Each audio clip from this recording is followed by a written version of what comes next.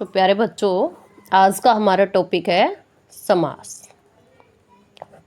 समास का अर्थ क्या होता है? संक्षेप, या फिर इसको हम बोल सकते हैं संक्षिप्त। संक्षेप या संक्षिप्त, ऐसे पहले क्वेश्चन आते थे ना। कोई भी चीज़ दे देते उसके बारे में कहते इसके बारे में संक्षेप से लिखिए, यानी कि विस्तार से लिखिए, संक्षिप्त रूप में लिखिए। और कई बार पूछा जाता है समास, समास का विलोम शब्द क्या होता है? व्यास। समास का विलोम शब्द क्या होगा?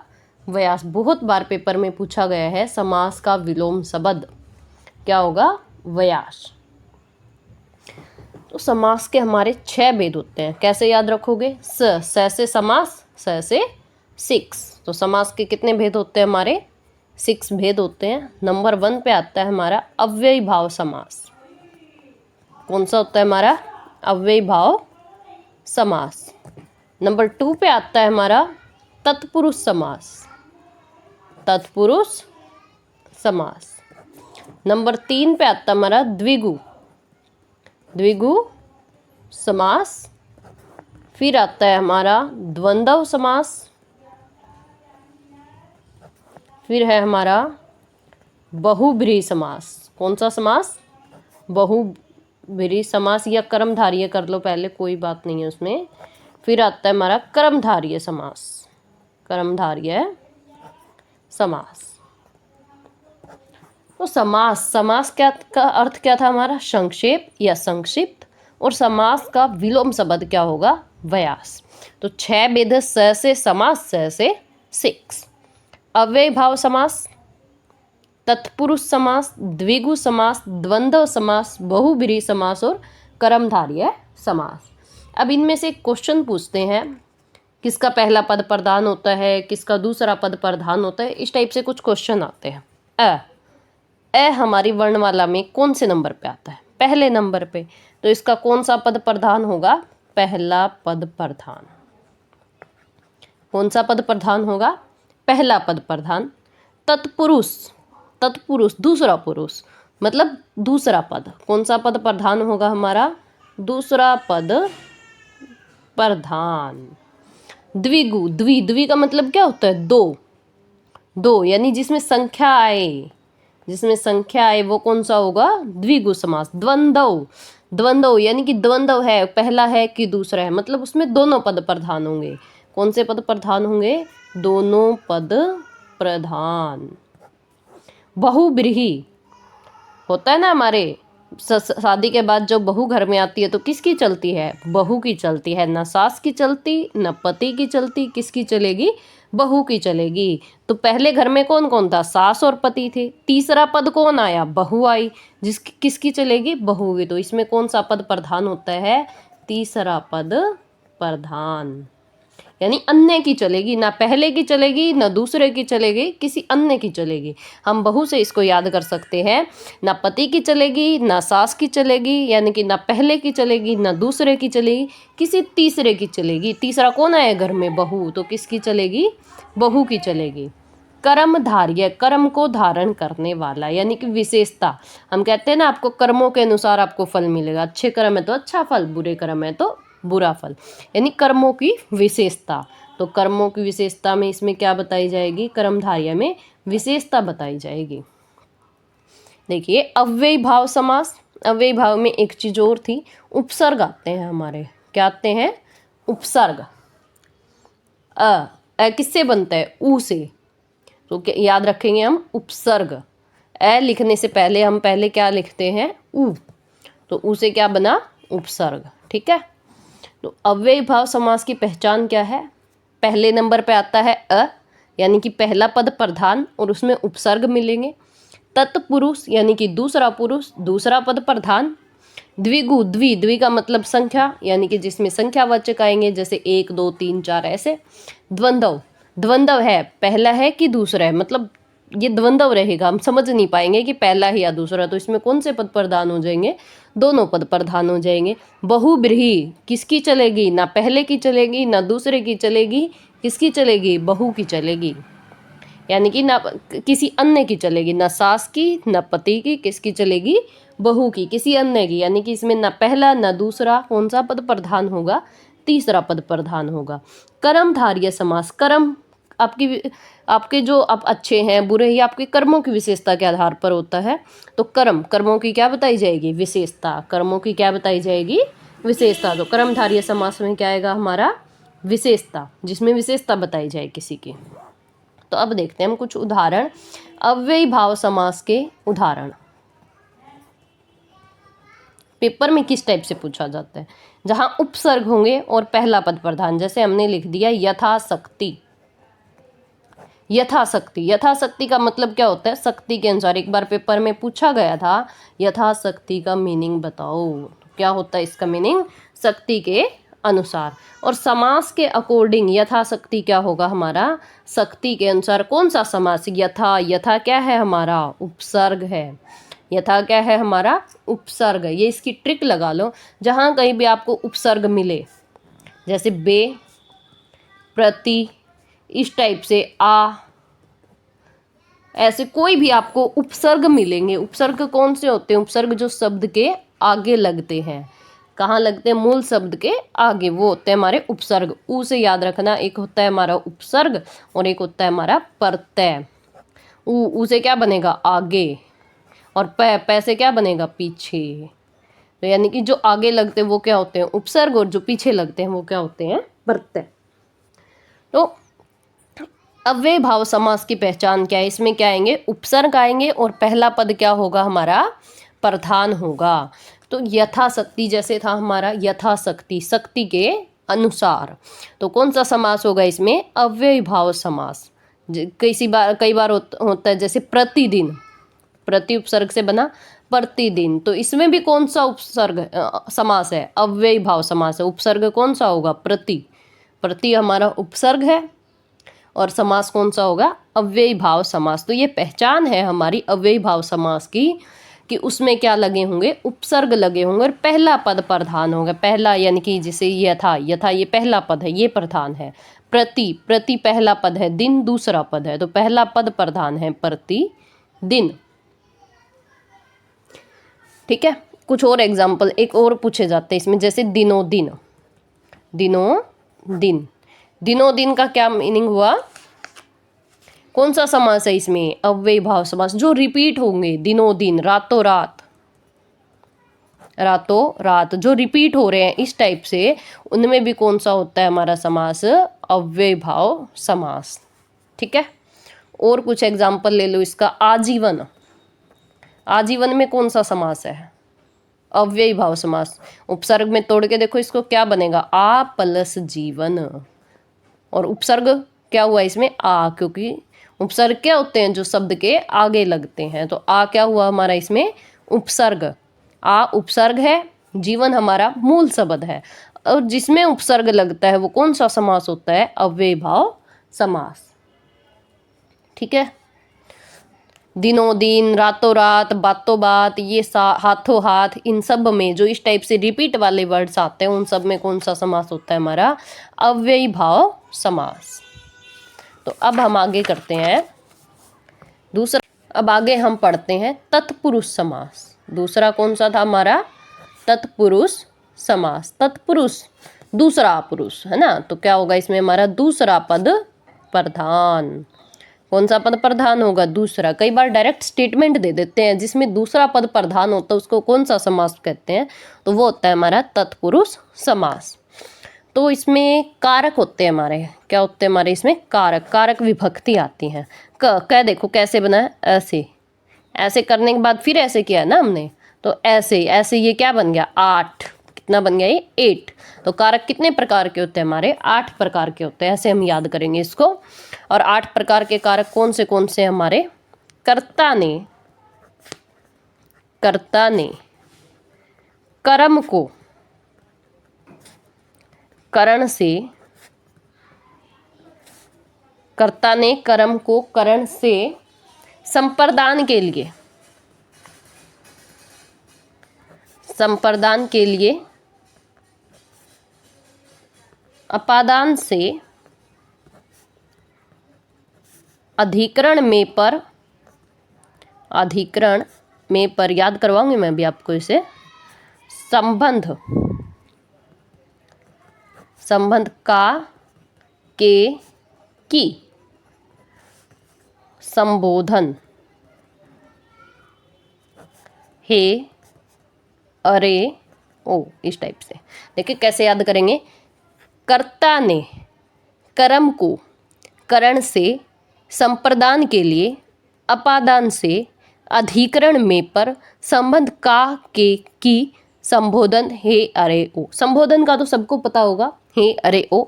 संबंध, किसी भी चीज के साथ किसी का संबंध दिखाया जाए, वहाँ क्या होगा, का, के, की। अभी सेंटेंस में यूज करके देखेंगे तब अच्छे से क्लियर हो जाएगा।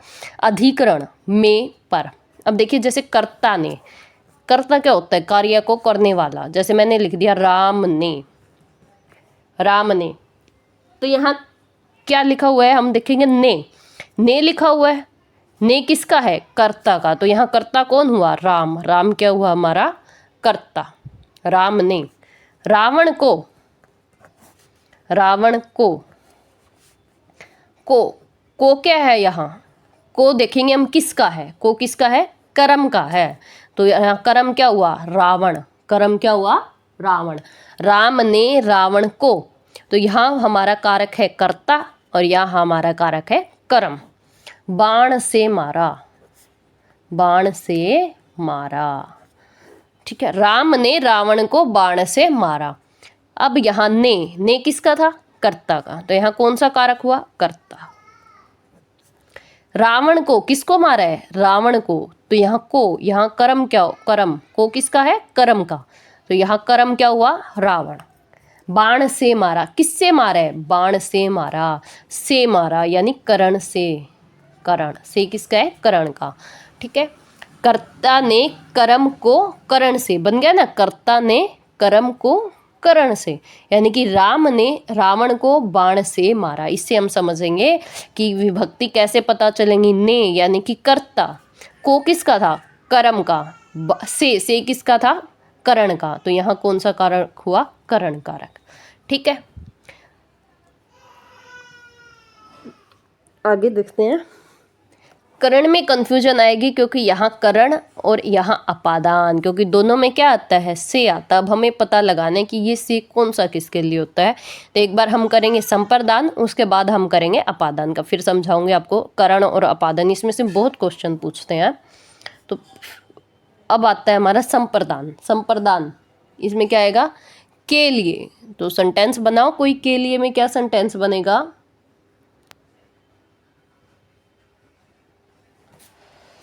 वह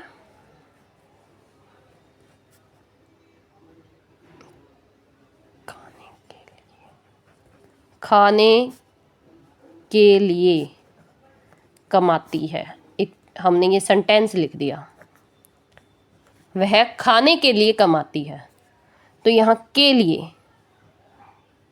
के लिए क्या हुआ हमारा, संप्रदान कारक। के लिए किसका है, संप्रदान का। तो यहाँ हमारा कौन सा कारक हुआ, संप्रदान कारक हुआ हमारा। के लिए, वह खाने के लिए कमाती है।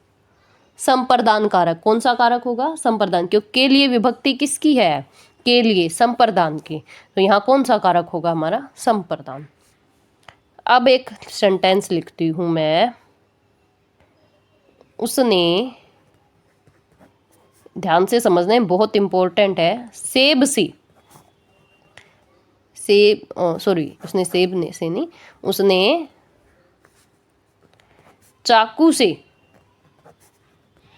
चाकू से सेब काटा। उसने चाकू से सेब काटा। किस, जहां भी हम किसी इंस्ट्रूमेंट का यूज करेंगे वहां कौन सा कारक होगा, करण। अब देखो करण में भी से आया था हमारा और अपादान में भी आया था।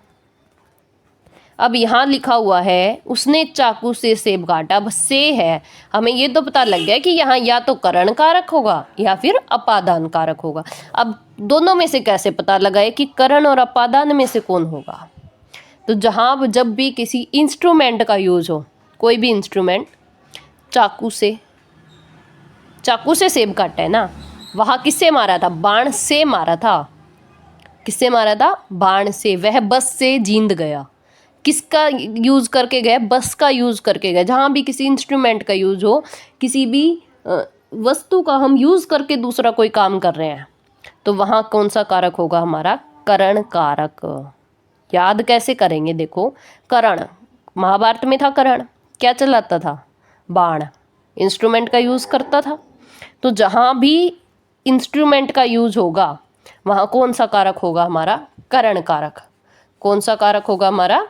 करण कारक। अपादान, ऐसे अपादान, ऐसे अलग, ऐसे अपादान और ऐसे अलग। जहाँ अलग होने की स्थिति होगी वहाँ कौन सा कारक होगा? अपादान कारक होगा। जहाँ भी अलगाव दिखे, हमें अलग होने का कुछ दिखे, वहाँ कौन सा कारक होगा? अपादान कारक। फिर देखिए, उसने चाकू से सेब काटा। सेब किससे काटा है? चाकू से। चाकू का यूज़ किया है ना, चाकू एक इंस्ट्रूमेंट है, तो कौन सा कारक होगा? करण। करण, महाभारत में से करण से याद रख लो, करण बाण चलाता था, इंस्ट्रूमेंट का यूज़ करता था ना, तो इंस्ट्रूमेंट का यूज़ जहाँ होगा वहाँ कौन सा कारक होगा? करण कारक। बाण से मारा था, राम ने रावण को बाण से मारा, तो बाण क्या है यहाँ? करण कारक है। अपादान, अपादान में क्या होगा? अलग होने की स्थिति, जहाँ भी अलगाव दिखे। जैसे बच्चा शेर से डरता है, बच्चा शेर से डरता है। बच्चा किससे डरता है? शेर से डरता है। अब जब हम उससे डर रहे हैं तो बच्चा शेर के पास तो नहीं जाएगा, शेर से दूर ही रहेगा ना, तो वहाँ क्या हुआ? अलगाव। इस टाइप से जहाँ भी अलगाव दिखे, अलग होने का दिखे, भय दिखे, डर दिखे, वहाँ कौन सा कारक होगा? अपादान कारक होगा। जैसे पेड़ से पत्ते गिरते हैं, पेड़ से पत्ते गिरते हैं, इसमें कौन सा कारक होगा? पेड़ से पत्ते गिर रहे, किसी का यूज़ करके, किसी इंस्ट्रूमेंट का यूज़ करके नहीं गिर रहे हैं, अपने आप गिर रहे। पेड़ से पत्ते गिर रहे हैं, तो पेड़ से पत्ते दूर हो गए ना, गिर गए तो ज़मीन में गिरे, तो पेड़ से तो दूर हो गए, तो दूर हो गए तो अलगाव हुआ, अलगाव हुआ तो कौन सा कारक होगा हमारा? अपादान कारक। ठीक है, कौन सा कारक होगा यहाँ? अपादान कारक। एक मैंने लिखा, जैसे नेत्रहीन, बहुत बार पूछा गया है, नेत्रहीन, इसमें बताओ कौन सा कारक होगा? नेत्रहीन, नेत्रहीन में क्या होगा? नेत्र से हीन। अब हमने इसका वो तो बना दिया कि नेत्र से हीन होगा। अब ये से पता लगाना, से कौन सा है?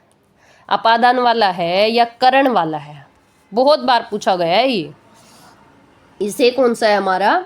अपादान वाला है या करण वाला है? कैसे पता लगाएंगे? नेत्र, आंखें, आंखों से, यानी आंखें उसके पास नहीं है, वो आंखों से हीन है, आंखें नहीं है उसके पास, आंखों से हीन है, वो देख नहीं सकता है, अलगाव है यहाँ, वो देख नहीं सकता है। कोई भी है जो वो नेत्र से हीन है, उसके पास आंखें नहीं है, वो देख नहीं सकता है, तो यहाँ भी कौन सा है? अपादान कारक है, अलग होने की स्थिति है। यहाँ करण नहीं है, कोई इंस्ट्रूमेंट नहीं है, नेत्र, आंखें कोई इंस्ट्रूमेंट नहीं है, उसका यूज़ करके हम कुछ नहीं कर रहे हैं, यहाँ करण नहीं, यहाँ कौन सा कारक होगा? अपादान कारक। कौन सा कारक होगा यहाँ? अपादान कारक। ठीक है, ये भी पूछा जाता है कई बार। जन्मांध, जन्मांध, जन्मांध का मतलब क्या होता है? जन्म से अंधा, जन्मांध, जन्म से अंधा। से, कौन सा से है यहाँ? अपादान वाला है, करण वाला नहीं है, कोई इंस्ट्रूमेंट का यूज नहीं हुआ है, यहाँ है हमारा अपादान वाला से, जन्मांध, जन्म से अंधा। ठीक है, अब नेक्स्ट कौन सा कारक था हमारा? नेक्स्ट कारक था हमारा द्विगु, सॉरी कारक नहीं, समास, नहीं, अपादान हुआ ना। अब अधिकरण, अब पढ़ते हैं हम अधिकरण। क्या था हमारा? देखिए, कर्ता ने कर्म को करण से, ये पता चल गया, संप्रदान के लिए, जहाँ भी कहीं आपको सेंटेंस में के लिए दिखे वहाँ संप्रदान है, जहाँ भी ने दिखे वहाँ कर्ता है, को दिखे वहाँ कर्म है। करण का आपको बता ही दिया, करण और अपादान की पहचान हम कैसे करेंगे। फिर आता हमारा अधिकरण, अधिकरण, अधिकरण में क्या होगा हमारा? अधिकरण, अधिकरण में आता है हमारा में पर। क्या पहचान है इसकी? में और पर, में और पर। जैसे कि हमने लिखा खेत में हल चल रहे हैं, खेत में हल चल रहे हैं। एक मैंने लिखा छत पर पक्षी बैठे हैं, छत पर पक्षी बैठे हैं। छत पर क्या बैठे हैं भाई? पक्षी बैठे हैं। अब बताओ इसमें में, खेत में हल चल रहा है, में कौन सा कारक है यहाँ? अधिकरण है। पर में कौन सा कारक है? अधिकरण। में और पर किसकी पहचान है? हमारे अधिकरण कारक की पहचान है। क्लियर? फिर आता है हमारा संबंध। संबंध में आता है हमारा का, के, की। इसके अलावा ना, ने, नी ये भी आता है। और फिर हम एक और आता है हमारा रा, रे, री। रा, रे, री ये पहचान है, ऐसे याद रखेंगे। करन, करन, का, के, की के सारे, रा, रे, री, ना, ने, नी। और करण तो इसमें आता ही है, कर्ता ने कर्म को करण से, तो उससे याद रखेंगे हम कि ये तीनों इसी की पहचान है। ठीक है, बोलने में हम याद रखेंगे कर्ता ने कर्म को करण से, संप्रदान के लिए, अपादान से, अधिकरण में, पर संबंध का, के, की। जब याद करेंगे तब ऐसे ही करेंगे, लेकिन बाद में ध्यान रखना का, के, की। करण आता है ना इसमें, तो करण से याद रखेंगे करन, का, के, की, रा, रे, री, ना, ने, नी। वहां भी कौन सा कारक होगा? संबंध कारक। संबंध कारक। जैसे मैंने लिखा वह गुड़िया मेरी बेटी की है, मेरी बेटी की है। तो गुड़िया का क्या दिखाया गया? यहाँ संबंध दिखाया गया है। किसके साथ? मेरी बेटी के साथ। की क्या है यहाँ? संबंध है। की क्या है यहाँ? संबंध कारक है। वह गुड़िया मेरी बेटी की है। ठीक है, वह राजा का पुत्र है, वह राजा का पुत्र है। तो का क्या हुआ यहाँ? संबंध कारक। किसका पुत्र है? राजा का। संबंध है ना राजा का पुत्र के साथ, तो यहाँ का। तो इस टाइप से का, के, की, ना, ने, नी और रा, रे, रे ये किसकी पहचान है? संबंध कारक की। किसकी पहचान है? संबंध कारक की। उसके बाद आता है हमारा संबोधन। संबोधन तो सिंपल है, जिसमें संबोधन में जैसे मैंने लिखा हे लड़के इधर आओ, तो यहाँ हे क्या है? संबोधन। हे, अरे, ओ ये पहचान आएगी, ये तो अलग से ही पता लग जाएगा आपको। हे, अरे, ओ ये सारे क्या है? हमारे संबोधन कारक की पहचान है। किसकी पहचान है? संबोधन कारक की। एक बार देख लेते हैं क्या था हमारा? कर्ता ने, तत्पुरुष समास था हमारा। तत्पुरुष यानी दूसरा पुरुष जिसका दूसरा पद प्रधान होगा। कारक कैसे बनता है? एट, ऐसे। कैसे बनता है? ऐसे। तो ये क्या हो गया? 8। कारक के कितने टाइप हो गए हमारे पास? 8 हो गए, 8 प्रकार हो गए इसके। कर्ता ने कर्म को करण से, संप्रदान के लिए, अपादान से, अधिकरण में, पर संबंध का, के, की, संबोधन, हे, अरे, ओ। अब देखो करण और अपादान की पहचान जरूरी है, बाकी सब याद रहेंगे आपको। करण में किसका यूज होगा? इंस्ट्रूमेंट का। बाण से मारा, ठीक है, किससे मारा? बाण से। चाकू से सेब काटा, बस से गया, यानी किसी चीज का यूज करके हम कोई काम कर रहे हैं करण से। या इसमें ये भी आ सकता है के द्वारा, ये भी आ सकता है। वह बस से जींद गया, वह बस के द्वारा जींद गया। तो इस टाइप से ये सारे किसी चीज़ का हम हेल्प करके जब कुछ कर रहे हैं, किसी चीज़ की सहायता से हम कुछ कर रहे हैं, तो वो कौन सा कारक होगा? हमारा करण कारक। फिर आता है हमारा संप्रदान के लिए, अपादान से, अपादान ऐसे अपादान, और ऐसे क्या होगा? अलग, अलगाव। जहाँ अलगाव की स्थिति हो, जैसे कि पेड़ से पत्ते गिरते हैं, बच्चा शेर से डरता है। बहुत बार आया ये क्वेश्चन, बच्चा शेर से डरता है। अधिकरण में पर संबंध का, के, की, याद रखना। करण का, के, की, रा, रे, री, ना, ने, नी ये भी आ सकता है इसमें। और संबोधन में क्या होगा? हे, अरे, ओ, हे अरे ओ। तो हमारे दो समास हो चुके हैं, अव्ययी भाव समास और तत्पुरुष समास। उसके बाद नेक्स्ट जो समास है वो आता है हमारा द्विगु। कौन सा समास? द्विगु समास। द्विगु, द्विगु में क्या होगा?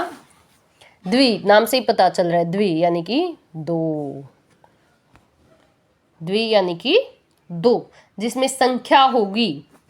दो क्या है? संख्या, जिसमें क्या होगी? संख्या।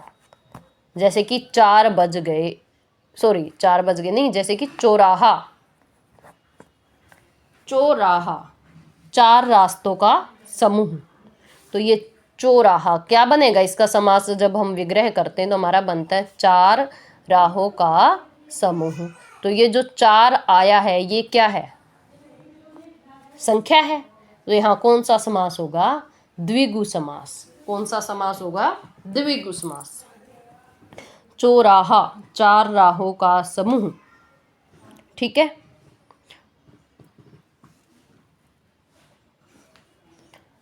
फिर आता है हमारा नेक्स्ट है द्वंद्व समास। द्वंद्व समास, द्वंद्व, जिसमें द्वंद्व रहता है, पता नहीं है पहला है पद कि दूसरा है, तो इसमें हम क्या करेंगे? दोनों ही है, जिसमें द्वंद्व दोनों ही है। पता नहीं है हमें कि पहला पद प्रधान है कि दूसरा है, तो इसमें कौन से पद प्रधान होते हैं? दोनों पद प्रधान होते हैं। बहुत बार पूछा गया है कि कौन से समास के दोनों पद प्रधान होते हैं, तो जी द्वंद्व समास के दोनों पद हमारे क्या होते हैं? प्रधान होते हैं। अब द्वंद्व, जैसे रात दिन, दोनों पद प्रधान है। एक तो मेन पहचान इसमें योजक चिन्ह लगा हुआ होगा, सबसे बड़ी पहचान इसकी, मेन पहचान यही है द्वंद्व समास में आपको योजक चिन्ह लगा मिलेगा। ये होते हैं योजक चिन्ह के। रात दिन कैसे लिखेंगे इसको? रात और दिन, और आ जाए जिसमें भाई बहन, भाई बहन, तो क्या बनाएंगे इसका? भाई और बहन, भाई और बहन।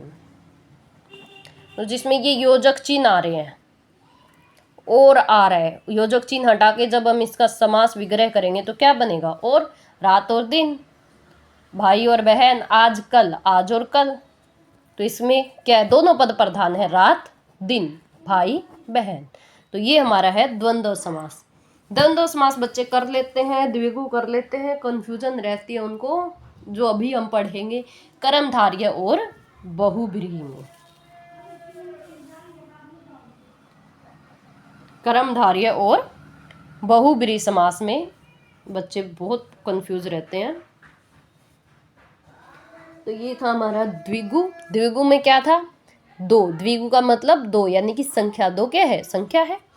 जैसे चौराहा, 4 राहों का समूह, 4 राहों का समूह। त्रिफला, 3 फलों का हार, है ना, त्रिफला। तो उसमें भी क्या आएगा? 3। 3 क्या है? संख्या है। द्वंद्व, दोनों पद प्रधान, द्वंद्व दोनों पद प्रधान, जैसे कि रात दिन, भाई बहन, रात और दिन, भाई और बहन, इस टाइप से आएगा हमारा। राजा रानी, माता पिता, माता और पिता। नेक्स्ट फिर आता है हमारा कर्मधारय। कर्मधारय समास। कर्मधारय समास में क्या होता है? विशेषता, है ना, कर्मों की विशेषता। कर्मधारय समास में क्या होता है? विशेषता, कर्मों की विशेषता बताई जाती है। जहाँ कर्मों की विशेषता बताई, जैसे याद रखने की ट्रिक है ये, जहाँ कर्मों की विशेषता बताई जाती है वहाँ कौन सा समास है? कर्मधारय। से आपको याद रहेगा, कर्म, कर्म सुनते ही याद आएगा कर्मों की विशेषता, है ना। तो कर्मधारय समास में क्या होगा? विशेषता बताई जाएगी। जैसे कि नील कमल, नील कमल, तो ये कमल की विशेषता है। ये कमल की विशेषता है कि कमल कैसा है? नीला है। कमल कैसा है? नीला है। नीलकंठ, ये कंठ की विशेषता है। कंठ कैसा है? नीला है। कंठ की क्या विशेषता है? कंठ कैसा है? नीला है। नील कमल को क्या लिखेंगे? नीला है जो कमल, नीला है जो कमल। जब भी आप समास विग्रह करेंगे ना तो है जो ये पहचान होती है, ये आता है ज़्यादातर कर्मधारय समास में। है जो, नीलकंठ, नीला है कंठ जिसका, या नीला है जो कंठ। अब देखो इसमें कंफ्यूज होंगे। अब इसका, इनका दोनों का समास अलग अलग है। कैसे है? नील कमल, नीला है जो कमल, कोई मीनिंग निकल के आ रहा है? नीला पहला पद पर है, कमल दूसरा पद है। यहाँ विशेषता बताई जा रही है कमल की कि कमल का फूल कैसा है? नीला है। तो यहाँ तो कौन सा समास होगा? कर्मधारय। कौन सा समास होगा यहाँ? कर्मधारय समास होगा। लेकिन नीलकंठ, यहाँ मीनिंग निकल के आ रहा है, नीला है कंठ जिसका। बहुत कंफ्यूज रहते हैं यहाँ बच्चे। नीला है कंठ जिसका, नीला कंठ किसका होता है? एक अलग मीनिंग निकल के आ रहा है। नील से अलग, कंठ से अलग। कौन सा? शिव। कंठ नीला किसका है? शिव का। तो ये जाएगा हमारा बहुब्रीहि समास में। बहुब्रीहि समास क्या था? ना पहला पद प्रधान ना दूसरा पद प्रधान, वहाँ तीसरा पद प्रधान होता है। तो तीसरा पद को कौन हुआ यहाँ? शिव। यानी जिसका कोई अलग ही मीनिंग निकल के आए, वहाँ कौन सा समास होता है? बहुब्रीहि। कर्मधारय और बहुब्रीहि हम एक साथ पढ़ेंगे। कर्मधारय समास था हमारा जिसमें विशेषता बताई जाती है, जैसे कि नील कमल।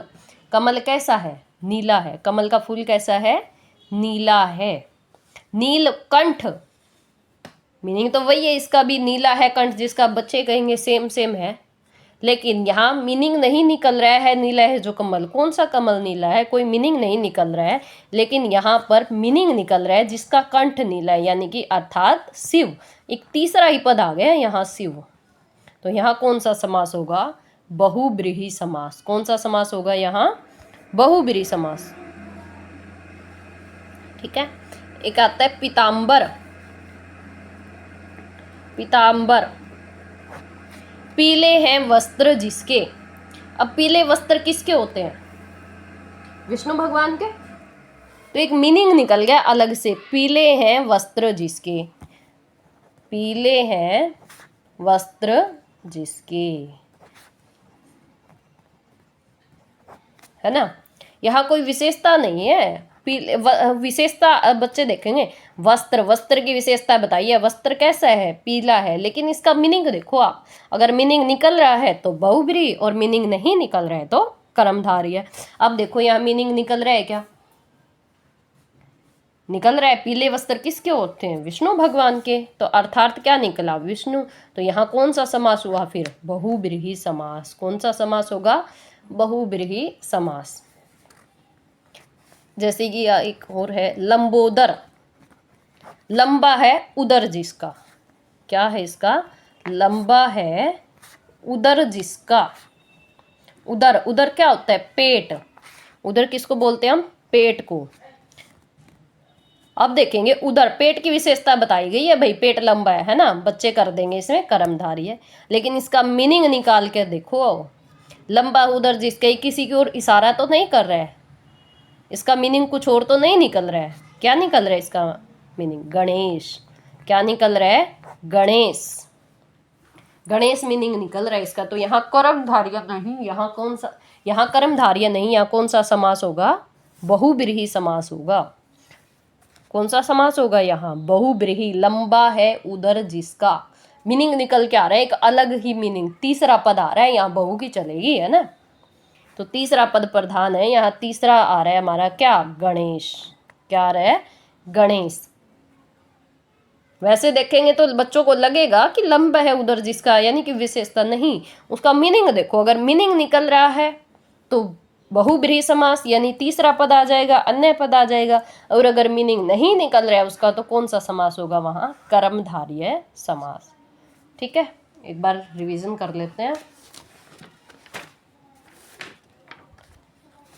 सबसे पहले समास। समास का अर्थ क्या था? संक्षेप या संक्षिप्त। समास का विलोम शब्द, विलोम बहुत बार पेपर में पूछा गया है। समास का विलोम क्या होगा? वयास। अब समास के कितने थे? स से समास, स से 6, तो 6 भेद है समास के। कौन से हैं? अव्ययी भाव समास, तत्पुरुष, द्विगु, द्वंद्व, बहुब्रीहि और कर्मधारय। कितने टाइप हो गए? 6 टाइप हो गए हमारे पास, 6 प्रकार हो गए इसके। अव्ययी भाव समास, तत्पुरुष समास, द्विगु, द्वंद्व, बहुब्रीहि और कर्मधारय। पहले नंबर पे आता है वर्णमाला में, तो इसका कौन सा पद प्रधान होगा? पहला पद प्रधान होगा और इसमें क्या आएंगे? उपसर्ग आएंगे। तत्पुरुष दूसरा पुरुष यानी दूसरा पद प्रधान। द्विगु, द्विगु यानी कि दो, दो कौन से होंगे इसमें? संख्या वाले सारे किसके उदाहरण हैं? द्विगु समास के।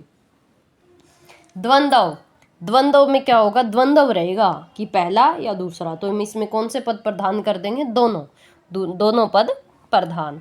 बहुब्रीहि, ना पहला पद ना दूसरा पद, कौन सा पद प्रधान होगा? तीसरा पद प्रधान होगा।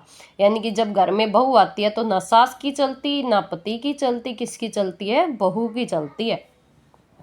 तो बहू से हम याद करेंगे तीसरा पद प्रधान। ठीक है। कर्मधारय, जिसमें कर्मों की विशेषता बताई जाएगी, वहां कौन सा समास होगा? कर्मधारय समास। अव्ययी भाव समास के कुछ उदाहरण थे, जैसे कि यथाशक्ति, शक्ति के अनुसार उपसर्ग मिलेंगे इसमें। दिनों दिन, रातों रात, बातों बात, ये सारे किसके एग्जाम्पल हैं? ये अव्ययी भाव समास के। फिर आता है हमारा कारक। कारक, कारक में कैसे किससे बनता है? 8 से, है ना, इस टाइप से।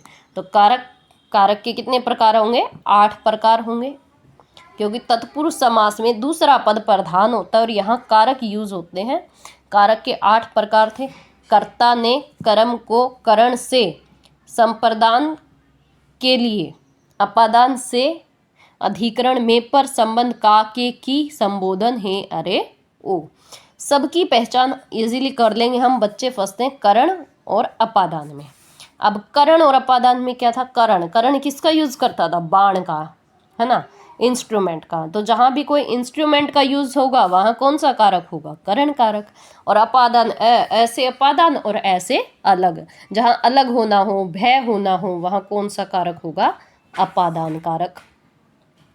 जैसे उसने चाकू से सेब काटा, तो किससे काटा है? चाकू से, चाकू की सहायता से काटा है ना, इंस्ट्रूमेंट का यूज हुआ है। तो यहाँ कौन सा कारक है? करण कारक। पेड़ से पत्ते गिरते हैं, पेड़ से पत्ते गिर के अलग हो गए, अलगाव की स्थिति है, तो वहां कौन सा कारक होगा? अपादान कारक।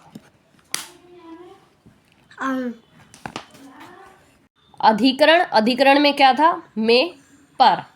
संबंध, संबंध में का, के, की, ना, ने, नी, रा, रे, री। संबोधन, संबोधन में हे, अरे, ओ। तो ये थे हमारे कारक। उसके बाद आता है हमारा द्विगु समास। कौन सा समास है? द्विगु। द्विगु में क्या होगा? 2 संख्या। द्विगु का मतलब दो यानी कि संख्या है ना 2। तो इसमें संख्यावाचक जितने भी होंगे, जो जितनी भी संख्याएं आएंगी, वो सारे किसके उदाहरण हैं? द्विगु के। जैसे त्रिफला, 3 फलों का आ गया ना, 3 फलों का। चौराहा, 4 राहों का समूह। तो ऐसे जो सेंटेंस होंगे उनमें क्या बनेगा? हमारा द्विगु समास। द्वंद्व, द्वंद्व में क्या रहेगा? दोनों पद प्रधान रहेंगे, रात दिन, भाई बहन, राजा रानी, माता पिता, ये पहचान रहेगी द्वंद्व समास की। उसके बाद आता है हमारा कर्मधारय समास। कर्मधारय समास में क्या बताई जाएगी? विशेषता। कर्मधारय, कर्मों की विशेषता। और बहुब्रीहि समास में क्या होगा? बहु की चलेगी, तीसरा पद प्रधान। जो कोई भी सेंटेंस लिखा हुआ है, जैसे नील कमल और नीलकंठ, बच्चों को लगेगा दोनों में सेम समास है। अगर नीलकमल में कर्मधारय है तो नीलकंठ में भी कर्मधारय होगा, लेकिन नहीं। नीलकमल, नीलकमल का क्या हुआ? नीला है जो कमल, ये किसी की तरफ इशारा नहीं कर रहा है। नीलकमल, नीला है जो कमल, इसका कोई तीसरा मीनिंग नहीं निकल के आ रहा है, कोई इशारा नहीं कर रहा है, तो इसमें कौन सा समास होगा? कर्मधारय।